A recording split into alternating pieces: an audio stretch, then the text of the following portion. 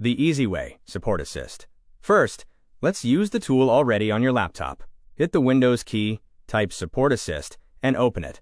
On the main dashboard, look for Get Drivers and Downloads and hit Run.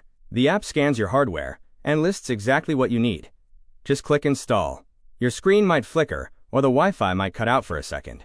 Don't worry, that's just the drivers refreshing. Once it's finished, give your laptop a quick restart The to lock Manual Way everything web in. portal. If you prefer the manual route, head to Dell's support website.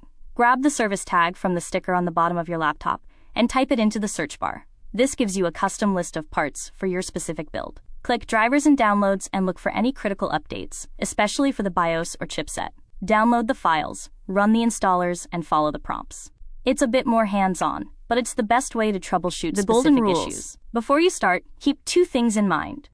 First, always plug your laptop into a power outlet. If your battery dies during a BIOS update, it can brick your machine. Second, handle your Dell updates before running Windows Update to avoid software conflicts. If you see a critical label, prioritize that one first. Staying updated keeps your fans quiet, your internet fast, and your battery healthy. You're all set. All the links mentioned in this video are all in the description.